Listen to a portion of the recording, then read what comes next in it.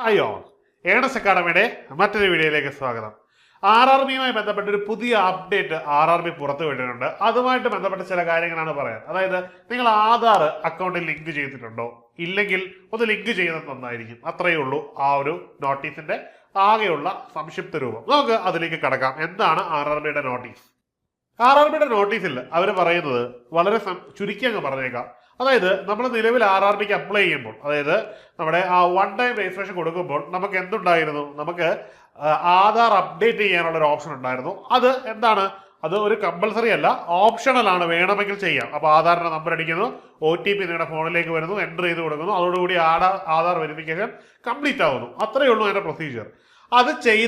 അത് നിങ്ങൾ ചെയ്താൽ ഈ സെന്ററിലേക്കുള്ള നിങ്ങളുടെ എൻട്രി വളരെ എളുപ്പമായിരിക്കും എന്ന് നമ്മുടെ RRB പറയുകയുണ്ടായി. അതായത് നമുക്ക് സെന്ററിൽ എക്സാം എഴുതാൻ വേണ്ടി പോകുമ്പോൾ ബാക്കിയുള്ള കോംപ്ലിക്കേഷൻസ് ഒക്കെ ഒഴിവാക്കാം. അത് ചെയ്താൽ എളുപ്പമായിരിക്കും എന്ന് RRB അവരുടെ നോട്ടീസിലൂടെ അറിയിച്ചിട്ടുണ്ട്. അപ്പോൾ അത് കഴിവതും ചെയ്യുക. അതിനുവേണ്ടി എന്താണ്, ആ വിൻഡോ ഓപ്പൺ ആക്കിയിട്ടുണ്ട്. ഇപ്പം നിങ്ങൾ നിലവിൽ ചെയ്യാത്തവരാണെങ്കിൽ എന്ത് ചെയ്യുക, അതൊന്ന് ചെയ്യാൻ വേണ്ടി അതിന്റെ വിൻഡോ ഓപ്പൺ ആക്കിയിട്ടുണ്ട്. നിങ്ങൾക്ക് എന്ത് ചെയ്യാം, ആധാർ വെരിഫിക്കേഷൻ ചെയ്ത് കാര്യങ്ങൾ ചെയ്യാം. ഇനിയും രണ്ടാമത്തതും വളരെ ഇമ്പോർട്ടന്റുമായിട്ടുള്ളൊരു കാര്യമുണ്ട്.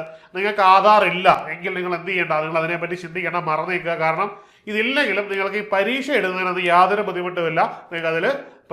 നിങ്ങൾക്കെല്ലാം ആ ഫ്യൂഷൻ എന്തൊക്കെയാണോ ആധാർ അപ്ഡേറ്റ് ചെയ്തൊരു കാൻഡിഡേറ്റ് ചെയ്യുന്നത് അതൊക്കെ നിങ്ങൾക്ക് ചെയ്യാൻ പറ്റും. പക്ഷെ ആധാർ ഉള്ളവർ ഇത് ചെയ്യുന്നത് നല്ലതായിരിക്കും. ഇനി ആധാർ ഉള്ളവർക്ക് അത് ചെയ്യാൻ താല്പര്യമില്ലെങ്കിലും ചെയ്യേണ്ട, യാതൊരു നിർബന്ധവുമില്ല.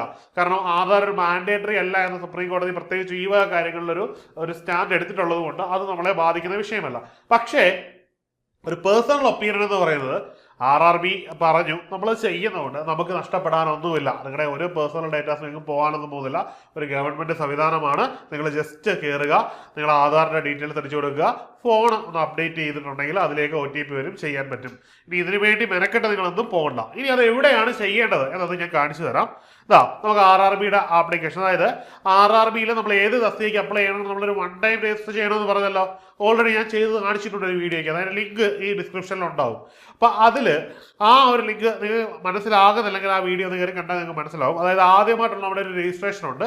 ആ രജിസ്ട്രേഷൻ കൊടുക്കുമ്പോൾ നമ്മുടെ പേഴ്സണൽ ഡീറ്റെയിൽസ് എല്ലാം കൊടുത്തു വരുമ്പോൾ ഇവിടെയായിട്ട് ആധാർ വെരിഫിക്കേഷൻ എന്ന് പറയുന്ന ഒരു മേഖലയുണ്ട്. മനസ്സിലായോ? ആധാർ വെരിഫിക്കേഷൻ എന്ന് പറയുന്ന ഈ ഒരു മേഖലയുണ്ട്.